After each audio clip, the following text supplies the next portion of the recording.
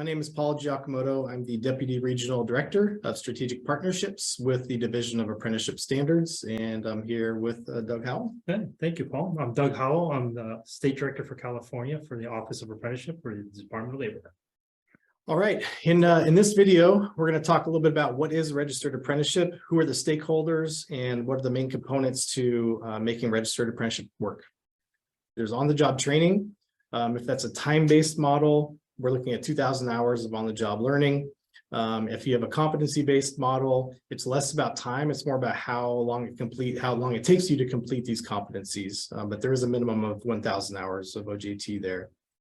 And then related and supplemental instruction, which is the education piece, we look for a recommended 144 hours of classroom learning.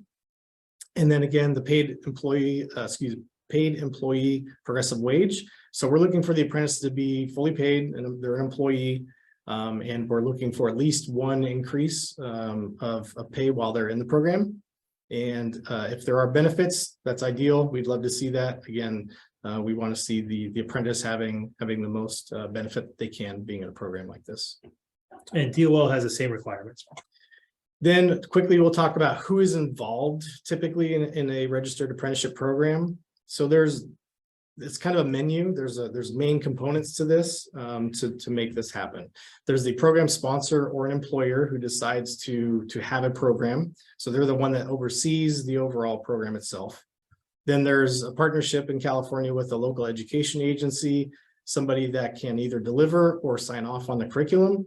They can also serve as a fiscal agent if for some reason you have grant money, grant funds, I should say, to support your program or anything like that. Oftentimes that will go through that facilitation will go through a local education agency.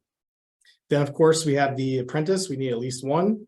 You can have as many as you want, obviously, but that is a main component of apprenticeship. And then finally, a registration agency, whether it's DAS and DOL, one or the other. But we're collaborative, DAS and DOL, so we always try to recommend that when an organization wants to do apprenticeship, that they register with both, because it often affords them the opportunity to get more funding potentially. Yes, DOL grants or DAS or state grants. And that's why we have the partnership.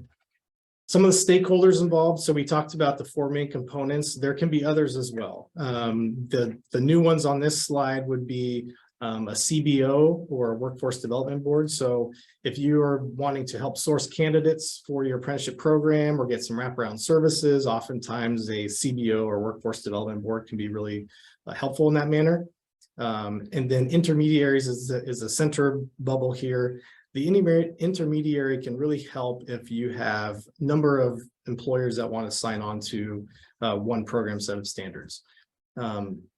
An intermediary can be that person. They can be the hub where they create the program, they sign off on the program, and they manage the program, and then employers can sign on to that agreement underneath that intermediary. So the intermediary can play a role that allows for multiple entities to live underneath the one set of standards.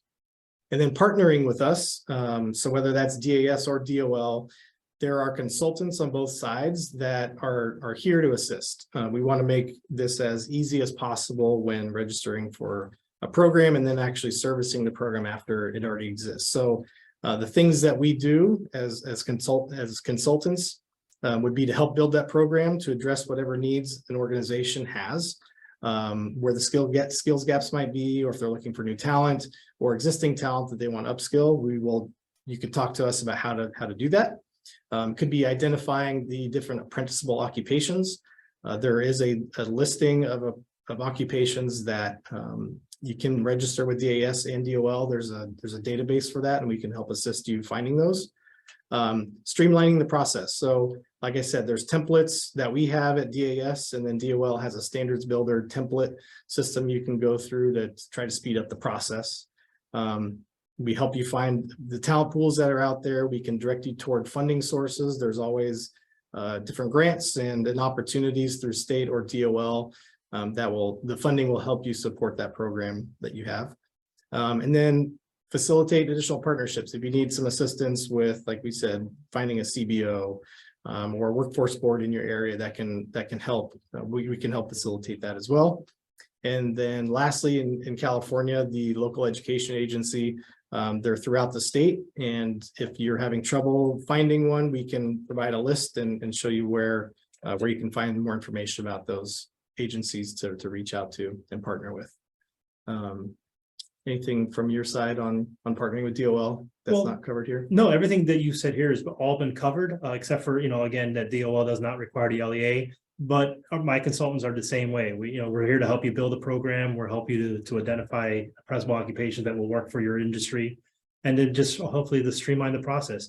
And the whole dual registration process has been streamlined through us with the way our partnership has grown to help, get the registration through DAS and DOL at the same time.